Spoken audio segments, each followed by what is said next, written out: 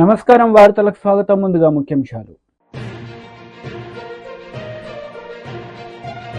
మాజీ CM KCR press meet, Congress నేతలపై fire.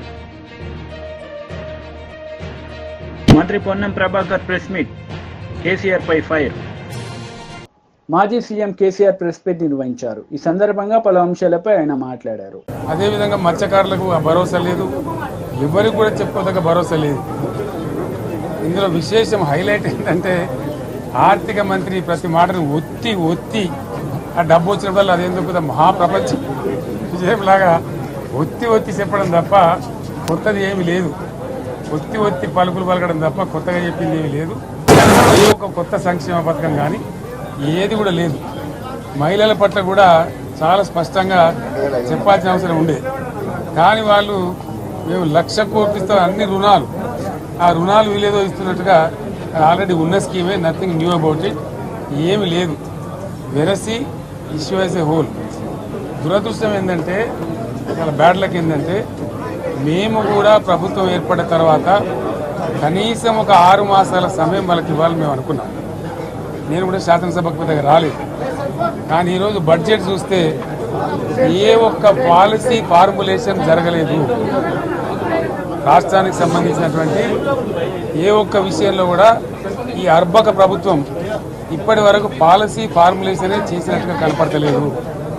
వ్యవసాయం ఉంది, మాకు స్పష్టమైన అవగాహన ఉండే ఈ రాష్ట్రంలో వ్యవసాయ స్థిరీకరణ జరగాలని మేము 2 పంటలకు కూడా ఇచ్చినాం రైతు బంధు.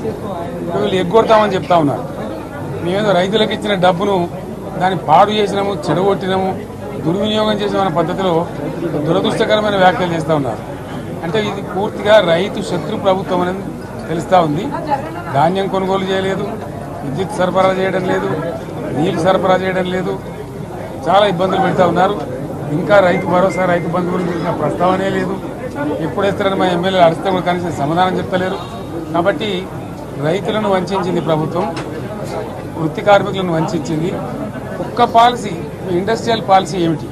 ఏమి లేదు. వాటి గ్యాస్ ట్రాష్ పంచరంగం ఈస్మాన్ కలర్ లాగా చెప్పడం తప్ప, స్టోరీ టెల్లింగ్ లాగా ఉన్నది తప్ప బడ్జెట్ చెప్పినట్టు లేదు. రాష్ట్రంలో వ్యవసాయ పాలసీ ఏమిటి, పారిశ్రామిక పాలసీ ఏమిటి, ఐటీ పాలసీ ఏమిటి, ఇంకా ఇతర అనేక పాలసీలు, పేద వర్గాలకు సంబంధించిన పాలసీ ఏమిటి అనే దాని మీద ఏ ఒక్క దాని మీద కూడా గ్యాసు ట్రాషే తప్ప, చిల్లర మల్లర ప్లాట్ఫామ్ స్పీచ్ లాగా ఉంది తప్ప అది బడ్జెట్ ప్రసంగం లాగా లేదు. రాజకీయ సభలలో చెప్పినట్టుంది తప్ప ఏ ఒక్క పాలసీని కూడా నిర్దిష్టంగా ఈ పనిని మేము ఎట్లా సాధిస్తాం, మా గోల్స్ ఇవి, మా టార్గెట్స్ ఇవి అనే పద్ధతి కానీ పద్దు కానీ లేదు. ఇది పేదల బడ్జెట్ కాదు, రైతుల బడ్జెట్ కాదు, యువల బడ్జెట్. విశ్లేషణలో మీకు తెలుస్తుంది. భవిష్యత్తులో బ్రహ్మాండంగా మేము దీన్నంతా కూడా చీల్చి చెండాడబోతాం. Thank you. మంత్రి పొన్నం ప్రభాకర్ మీడియా సమావేశం నిర్వహించారు. ఈ సందర్భంగా పలు అంశాలపై ఆయన మాట్లాడారు. 3వ టీఎంసీ ఎవరి లబ్ధి కొరకు చేకూర్చున్నారో చెప్పాల్సినటువంటి అవసరం ఉంది. చెప్పిన తర్వాతనే అడుగు పెట్టాలని సందర్భంగా మేము డిమాండ్ చేస్తా ఉన్నాం. అవేం లేక వట్టిగానే శాసనసభలో మాట్లాడ చేతగాక ప్రభుత్వం పెరుగుతున్న ఆదరణ చూసి, కార్యక్రమాలు చూసి మీరు ఏదో డైవర్షన్ ఇచ్చే ప్రయత్నం చేస్తూ ఉన్నారు. ఇలా ఆశ్చర్యం అనిపించింది. గౌరవ కేసీఆర్ గారు కూడా శాసనసభకు వచ్చాడు, చాలా ప్రతిపక్ష నాయకుడు. మా విజ్ఞప్తిని, మా డిమాండ్ను, మా కోరికను మన్నించి వచ్చిండు అనుకున్నాం. హ్యాపీ. బడ్జెట్ ఇంకా ప్రవేశపెడుతున్న అనకముందే వీరు నిష్క్రమించిండ్రు. రైట్, పోనీ పోతూ బయట బడ్జెట్ గురించి కామెంట్ చేసినారు. ఈ బడ్జెట్ చాలా పూర్తిగా అట్లా ఇట్లా అని ఏది పడితే అది అన్నాడు. 1-2 అంశాల గురించి మాట్లాడుతున్నాం. యాదవులకు సంబంధించిన స్కీమ్ గురించి మాట్లాడుతూ ఉన్నారు. అధికారంలో ఉన్నప్పుడు వాళ్ళు ఒకటే ఫేజ్ ఇచ్చారు, 2వ ఫేజ్ ఇచ్చిరా అని అడుగుతా ఉన్నాం. 2వ ఫేజ్ ఇయ్యని వాళ్ళు మీరు గొర్రెల స్కీమ్కు ఏదో జరిగింది అని మాట్లాడితే, ఇలా మొదటి స్కీమ్లో వేసినోడే జైలు ఉన్నాడు అవినీతి మీద. మీరు వాళ్ళని సమర్థిస్తున్నారా? దాని తర్వాత మీ టైంలో మేము అధికారం వచ్చే నాటికి 85,488 స్ట్రీట్ల యూనిట్ల పైసలు, ఇది జిల్లా వారికి కూడా అబ్స్ట్రక్షన్ ఉంది, మీకు ఇస్తాం. ఏ జిల్లాల డీడీలు కట్టిన యాదవులు 2 ఏళ్ళు 3 ఏళ్ళు మీ దగ్గర పెట్టుకొని ఇయ్యాలంటి వరకు కూడా మేము వచ్చినాక వాళ్ళకి పైసలు ఇచ్చేసినాం. కొత్త స్కీమ్ వస్తుంది. అది పాత అంత అవినీతి జరిగింది. యాదవులకు సంబంధించి ఎట్లా ప్రత్యేకమైన స్కీమ్ తేవాలని ఆలోచన చేస్తున్నాం. బలైన వర్గాలకు సంబంధించి అందరం కూడా ఎస్సీ ఎస్టీ బీసీలకు సంబంధించిన వర్గాల వాళ్ళం. తప్పకుండా మా ప్రభుత్వం, రాహుల్ గాంధీ గారు కూడా స్వయం చెప్తా ఉన్నారు, మా ముఖ్యమంత్రి గారు కూడా దాని తర్వాత మొత్తం ప్రభుత్వం కూడా బలైన వర్గాల సంక్షేమానికి సంబంధించి ప్రాధాన్యత ఇస్తాం. కొత్త కార్పొరేషన్లు ఇచ్చినాం, నిధులు ఇస్తాం, రేపొద్దున అనేక సంక్షేమ కార్యక్రమాలు తీసుకుంటాం. కానీ 7-8 నెలల ప్రభుత్వాన్ని శాపనార్థాలు పెట్టిపోతే 10 ఏళ్ళుగా మీరు ఒక్కసారి ఏలు పెట్టుకొని చూపెట్టుకొని గుండె మీద ఏం చేసినారు ఈ రాష్ట్రంలో కార్యక్రమాలు. ఎన్నికలకు మీరు చెప్పిన మేనిఫెస్టో, 10 ఏళ్లలో మీరు ఇచ్చిన మేనిఫెస్టో, మేము 5 ఏళ్లకు ఇచ్చినటువంటి మేనిఫెస్టో ఎంత శాతం అమలైంది 8 నెలల్లో, మీరు 10 ఏళ్లలో ఎంత అమలు చేసారో చర్చకు సిద్ధమని అడుగుతా ఉన్నాం. అవన్నీ ఏం లేకుండా ఇవాళ నిన్న బడ్జెట్లో కేంద్రం అన్యాయం చేస్తే మాట్లాడని కేసీఆర్ గారు ఇలా రాష్ట్ర బడ్జెట్ మీద నాకు అర్చన వేస్తూ ఉంది. అంటే ఒకవైపు బీజేపీని మౌనం, ఇద్దరు మీకు అక్కడ ఉండేపడేటువంటి ఒక స్నేహపూర్వకం ఢిల్లీలో చూస్తే గల్లీల కుస్తీకి నిదర్శనం కాదా? నిన్ననే కేసీఆర్ గారు బడ్జెట్ పెట్టి ప్రెస్ కాన్ఫరెన్స్ చేసి బడ్జెట్ మీద మాట్లాడి ఉంటే అవును నిజంగానే రాష్ట్ర పట్ల ఒక ఆలోచన ఉంది అని చెప్పేటువంటి అవకాశం ఉండే. అదేం లేదు. కేంద్రం ఇంత పెద్ద జీరో గోడుగుడ్డు ఇచ్చిన, మొత్తం గాడిద గుడ్డు ఇచ్చినటువంటి బడ్జెట్ మీద మాట్లాడలే. ఇవాళ మేము మా యొక్క ప్రయత్నాన్ని ఇలా హైదరాబాద్ లాంటి నగరానికి 10,000 కోట్ల రూపాయలు ఇచ్చి విద్యకు సంబంధించి కావచ్చు, ఇరిగేషన్ కావచ్చు, వైద్యం కావచ్చు, మహాలక్ష్మి పథకానికి సంబంధించి కావచ్చు, బలహీన వర్గాలకు సంబంధించి కావచ్చు, గిరిజనులకు, మైనార్టీలకు అన్ని రకాల కార్యక్రమాలు చేపడతా ఉంటుంటే ఎక్కడ మీకు తప్పనిపించిందో చెప్పమని అడుగుతా ఉన్నా. స్పెసిఫిక్గా యాదవులకు సంబంధించి స్పందించినారు కాబట్టి ఒకటే మీరు 3 దఫాలు ఇవ్వాల్సినటువంటిది ఒకటే దఫా ఇచ్చి 85,488 డీడీలు మీ ప్రభుత్వం ముడ్డి కింద పెట్టుకొని ఎన్ని రోజులు వడ్డీ తెచ్చుకొని ఊర్లలో పోతే పాపం చాలా బాధపడుతున్నారు వీళ్ళంతా. సో ఇటువంటి పరిస్థితులలో కేసీఆర్ గారు మీరు సభకు రావడం, ప్రభుత్వానికి ఏదైనా అనుభవం ఉన్నటువంటి ముఖ్యమంత్రిగా సలహాలు ఇస్తే తెలంగాణ ప్రయోజనాల కోసం అందరం కలిసి ముందుకు పోయేటువంటి అవకాశం ఉంటుంది. దాని తదుపరి ఎంతసేపు నిన్న కూడా చూసినాం బడ్జెట్కు సంబంధించి వాళ్ళు మాట్లాడుతున్న మాటలు పూర్తిగా అంటే తెలంగాణకు జరిగిన అన్యాయాన్ని గట్టిగా మాట్లాడేటువంటి పరిస్థితి కనబడతలేదు. ఏది ఏమైనా ఇవాళ కాంగ్రెస్ పార్టీ సంబంధించినటువంటి బడ్జెట్లో ఇంకా ఏదైనా అవసరాలనుకుంటే తప్పకుండా ఇలా చెప్పిందే వేదం కాదు. రేపు అవసరం ఉంటే అనేక సందర్భాల లోపల మనం మార్పులు చేర్పులు ఇంకా అత్యవసర పరిస్థితులలో మార్పులు చేసుకునేటువంటి అవకాశం ఉంటుంది. కాబట్టి ఎక్కడైనా ప్రజలకు ఏదైనా ఇబ్బంది జరిగింది అనిపిస్తే సంబంధిత శాఖ మంత్రులకు కలవడానికి అవకాశం ఉంది. మేము చెప్పింది వినడం తప్ప మోనోడైలాగ్ అంటారు, మోనోడైలాగ్ కాదు, మేము మొనలాగ్ కాదు, మేము మాట్లాడతాం, వింటాం. కాబట్టి ఆ దిశలో మా ప్రభుత్వం కొనసాగుతోంది. తప్పకుండా ప్రజాహితంగా, ప్రజా సంక్షేమంగా, ప్రజల యొక్క బలైన వర్గాల సంక్షేమ దిశలో మా కార్యక్రమాలు కొనసాగుతాయనే మాట ఈ సందర్భంగా మనం. మాజీ మంత్రి హరీష్ రావు మీడియా సమావేశం నిర్వహించారు. ఈ సందర్భంగా పలు అంశాలపై ఆయన మాట్లాడారు. रूम छोटी है, बात बड़ी है, लंबा है, आदमी लंबा है. స్టార్ట్ చేయొచ్చా? గౌరవనీయులైన జర్నలిస్ట్ మిత్రులందరికీ నమస్కారం. ఈరోజు తెలంగాణ శాసనసభలో రాష్ట్ర ప్రభుత్వం ప్రవేశపెట్టిన బడ్జెట్ ఎట్లా ఉందంటే, ఒక మాటలో చెప్పాలంటే ఆత్మస్తుతి పరనింద. 6 గ్యారంటీలు నీరుగారిపోయినాయి, సంక్షేమం సన్నగిల్లింది, అభివృద్ధి ఆగమ్య గోచరమైంది.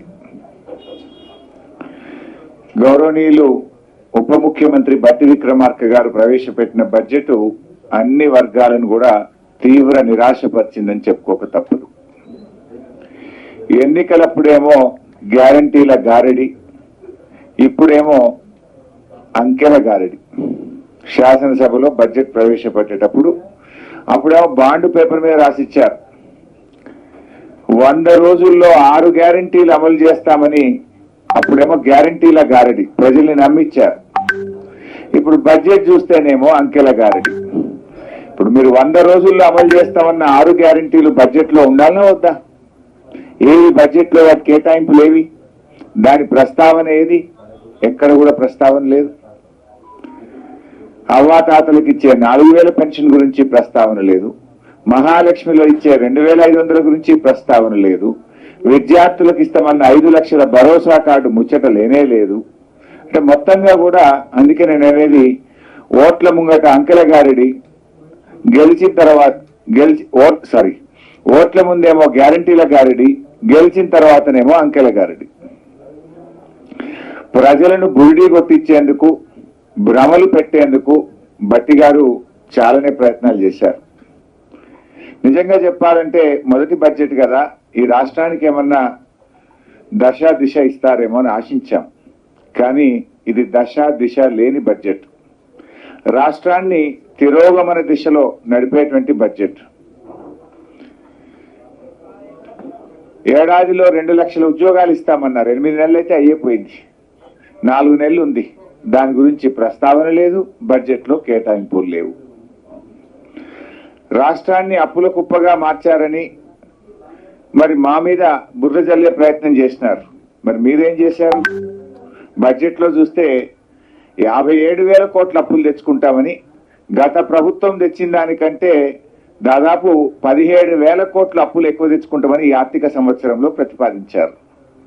పోయినసారి నేను ఆర్థిక మంత్రిగా ప్రవేశపెట్టిన బడ్జెట్లో 40,000 కోట్లు ఎఫ్ఆర్బిఎం అప్పుల కింద నేను ప్రతిపాదిస్తే గౌరవనీయులు భట్టి గారు 57,000 కోట్లు ప్రతిపాదించాడు. అంటే ఇంకో 17,000 కోట్లు బడ్జెట్ బారోయింగ్స్ లో ఎక్కువ చూపించారు.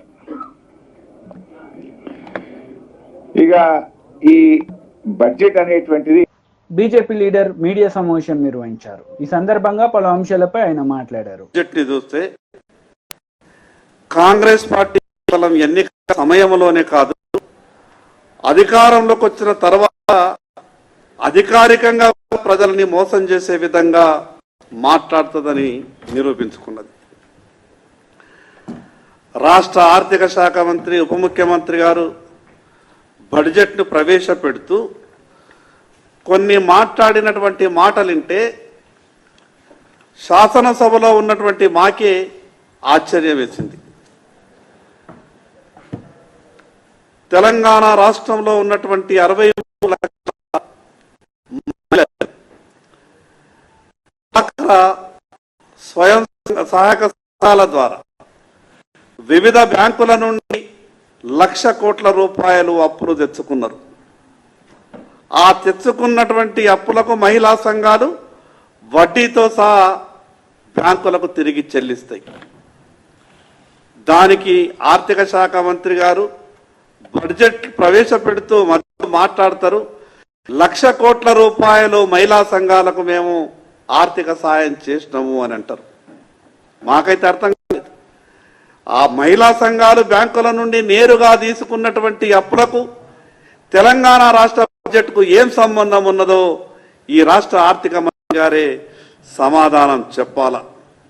మరి అదేవిధంగా కేంద్ర బడ్జెట్ పెట్టిన తర్వాత నిన్న తెలంగాణ శాసనసభలో కాంగ్రెస్ పార్టీ ప్రభుత్వం వ్యవహరించినటువంటి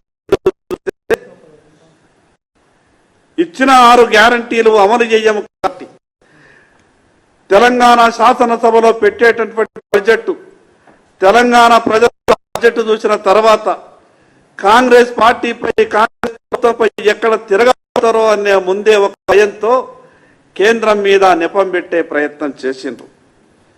26,000 కోట్ల పైచలకు సాయం చేస్తున్నటువంటి త్రిబుల్-ఆర్ రోడ్డు, రీజనల్ రోడ్ మీద అంత గొప్ప సాయం చేసినా కూడా శాసనసభలో మాట్లాడరు, వ్యతిరేకంగా తీర్మానం చేసే ప్రయత్నం చేస్తారు. మరి ఈ రోజు తెలంగాణ రాష్ట్ర శాసనసభలో ప్రవేశపెట్టినటువంటి బడ్జెట్ మీద మీరే అనుకున్నట్టు ప్రజలు చెయ్యాలని భావిస్తే ఈ రాష్ట్రంలో ఉన్నటువంటి 33 జిల్లాలలో 31 జిల్లాల్లో నిరసన కార్యక్రమాలు తెలియజేసే విధంగా తెలంగాణ రాష్ట్ర బడ్జెట్ ఉన్నది. మరి అదే విధంగా బీసీల గురించి చాలా గొప్పగా మాట్లాడాలి. మొన్న జరిగినటువంటి శాసనసభలో బీసీ గణన ఇప్పటి వరకు ఉన్నటువంటి పార్టీలు కానీ ప్రభుత్వం కానీ బీసీలకు న్యాయం చేయలేదు. మేము వచ్చిన కాబట్టి బీసీలకు న్యాయం చేస్తాం, బీసీ గణన చేస్తామంటే మేము కూడా నిజమే అని అనుకున్నాం. నేను సంతోషపడ్డా ఒక బీసీగా. కానీ ఈరోజు బీసీల కొరకు ప్రవేశపెట్టినటువంటి ఈ తెలంగాణ రాష్ట్రంలో 56% ఉన్నటువంటి బీసీలకు 9,200 కోట్లు పెట్టిండ్రు. అంటే దీని అర్థం ఏంది? ఈరోజు సగ భాగానికి పైన 56% ఉన్నటువంటి బీసీలకు ఈ రోజు మీరు పెట్టినటువంటి 9,500 కోట్ల బడ్జెట్ బీసీలపై ప్రేమ ఉన్నదో ఈ రోజు ప్రజలంతా కూడా అర్థం చేసుకు. మాజీ మంత్రి కేటీఆర్ మీడియా సమావేశం నిర్వహించారు. ఈ సందర్భంగా పలు అంశాలపై ఆయన మాట్లాడారు. ధాన్య భాండాగారంగా మారింది భారతదేశానికే. మరి పంజాబ్ ను హర్యానాను తలదన్ని మరి నీటి సమృద్ధిని సాధించడం వల్ల వ్యవసాయ విస్తరణ కూడా అపారంగా జరిగింది.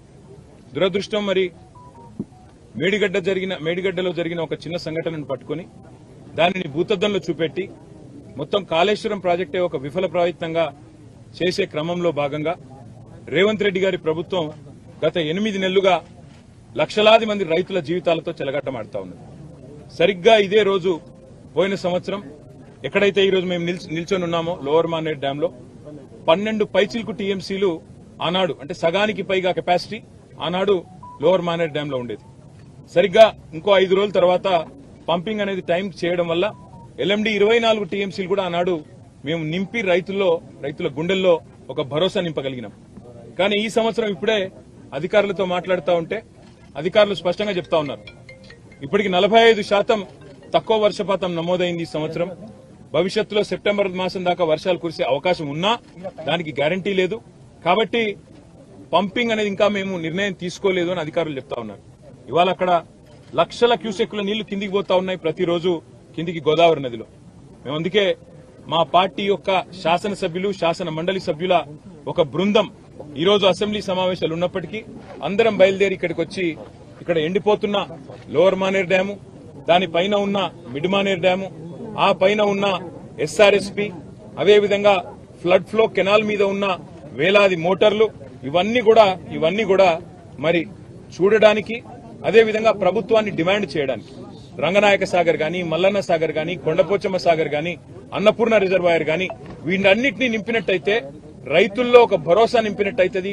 సాగునీటి విషయంలో ఒక పూర్తి స్థాయి స్పష్టత రైతులకు వస్తుందనే ఉద్దేశంతో మేము ఈ కాళేశ్వరం సిస్టంలోని రిజర్వాయర్లు, అదేవిధంగా పంప్ హౌజులు వాటి సందర్శనకు బయలుదేరి రాష్ట్ర ప్రభుత్వ దృష్టికి ముఖ్యంగా తీసుకుని ఒక్క విషయం రాదలిచినాం. రైతులు ఆందోళన చెందుతా ఉన్నారు.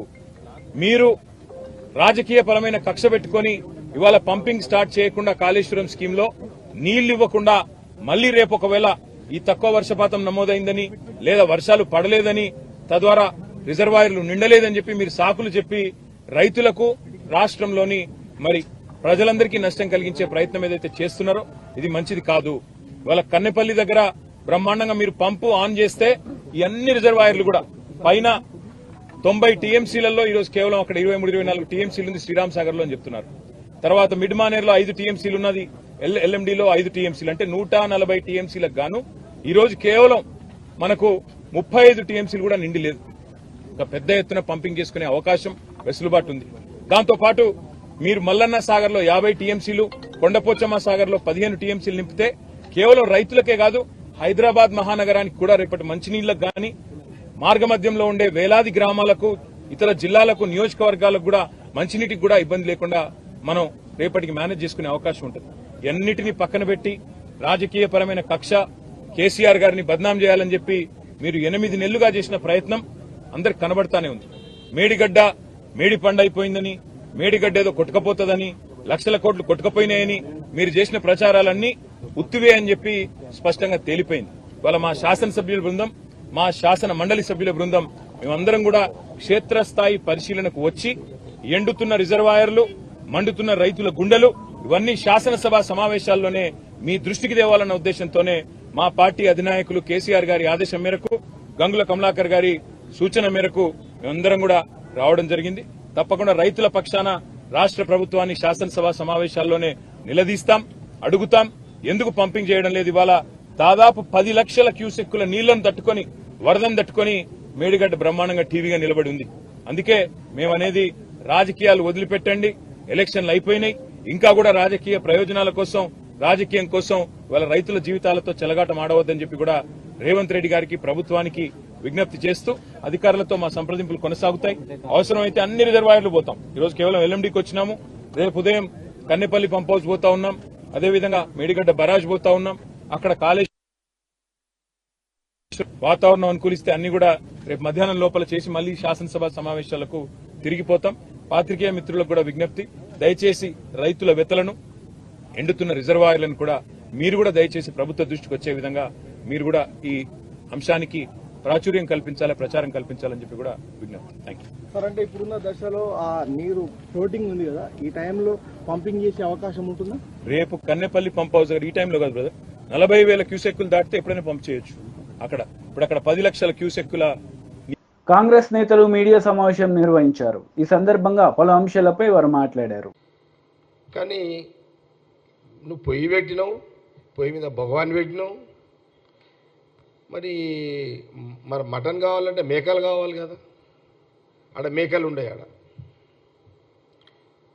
మేకలు ఉండే, ఆడ మంట ఉంటుంది, భగవాన్ ఉంటుంది. ఇక గంట అవుతుంది, 2 గంటలు అవుతుంది, గంటలు అయిపోతుంటుంది.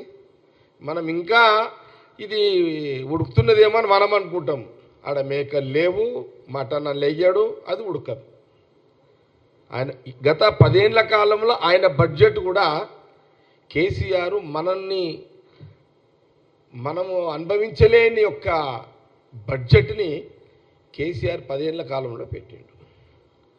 సపోజ్ ఇప్పుడు లేనిది ఉన్నట్టుగా, రానిది ఉన్నట్టు చెప్పడం ఎందుకు? వాస్తవానికి దగ్గర ఉండాలి కాంగ్రెస్ పార్టీ.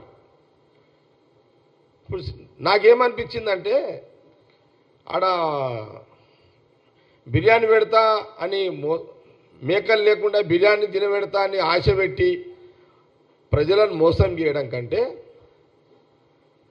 తృప్తిగా మా దగ్గరకు ఇది ఉన్నది, ఇగో అన్నం పెట్టినాము భగవాన్ మీద, ఇంత ఇంత ఒక కూరగాయ పెట్టినాము, ఇంత పప్పుచారు పెట్టినాము, ఇంత మజ్జిగ కడుపు చల్లగా ఉండడానికి, అంత అయిపోయినాక ఒక మైసూర్ పాకు. ఇది ప్రాక్టికల్, ఇది కాంగ్రెస్ పార్టీ బడ్జెట్, ఇది వాస్తవం. ఇది అందుకే సోనియా గాంధీ, రాహుల్ గాంధీ గారి యొక్క నాయకత్వంలో, మల్లికార్జున్ ఖార్గే గారి యొక్క నాయకత్వంలో జరిగిన ఎన్నికల్లో మొన్న 6 గ్యారంటీలు ఏదైతే చెప్పడం జరిగిందో, దాంట్లో సీఎం రేవంత్ రెడ్డి గారు, ఫైనాన్స్ మినిస్టర్, డిప్యూటీ సీఎం బట్టి విక్రమార్క గారు, ఎంటైర్ క్యాబినెట్ మినిస్టర్లు, కాంగ్రెస్ పార్టీ గవర్నమెంట్ ఈ 6 పథకాలు ప్రజలు కాంగ్రెస్కి అవకాశం ఇచ్చిన దాన్ని ఇవి అమలు చేయాలి అనే ఒక ప్రాధాన్యతలోనే ఈ బడ్జెట్ ఉన్నది అనే దానికి నేను ఈ ప్రెస్ మీట్కి రాకముందు అనేక మంది, ఒకరిద్దరు సీనియర్ జర్నలిస్ట్తో నేను మాట్లాడినా.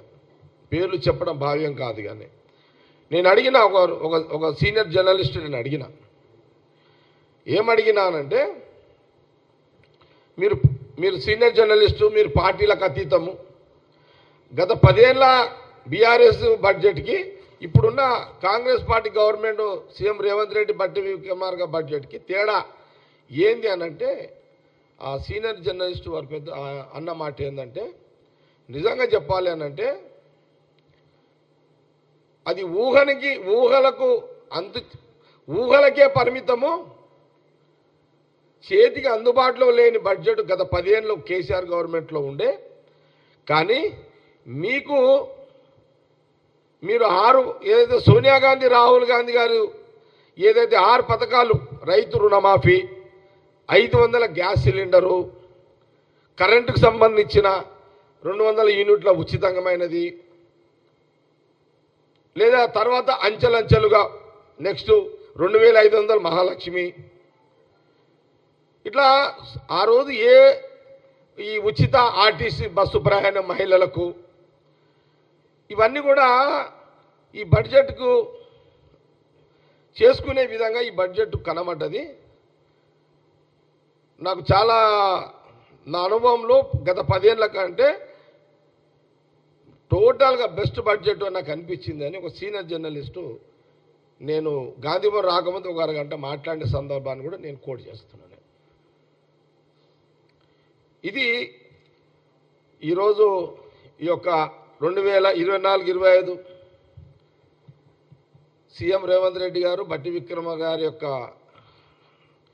ఈ బడ్జెట్ సంబంధి ప్రజాక్షేమం కోరి, ప్రజలకు అందుబాటులో, ప్రజల కోరికలు నెరవేర్చుకునే విధంగా, వాళ్ళ కష్టాలు తొలగించుకునే విధంగా కాంగ్రెస్ పార్టీ సోనియా గాంధీ రాహుల్ గాంధీ ఖార్గే గారు ఇచ్చిన మాటకు అనుగుణంగా సీఎం రేవంత్ రెడ్డి గారు భట్టి గారు పెట్టినటువంటి బడ్జెట్ అని కాంగ్రెస్ పార్టీ గాంధీ భవన్ ద్వారా చాలా స్పష్టంగా తెలియజేస్తుంది.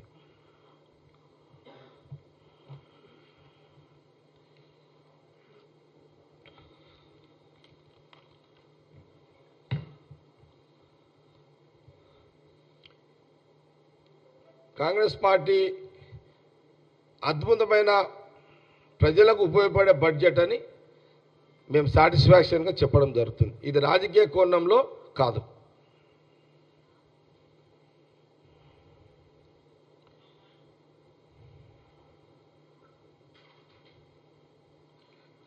వార్తలు ముగించే ముందు ముఖ్యాంశాలు మరోసారి. మాజీ CM KCR press meet, Congress నేతలపై ఫైర్. మంత్రి పొన్నం ప్రభాకర్ ప్రెస్ మీట్, కేసీఆర్ పై ఫైర్. ఈ వార్తలు ఇంతటితో సమాప్తం. తిరిగి ప్రసారమయ్యే వార్తలు మళ్ళీ కలుద్దాం. అంతవరకు సెలవు. నమస్తే.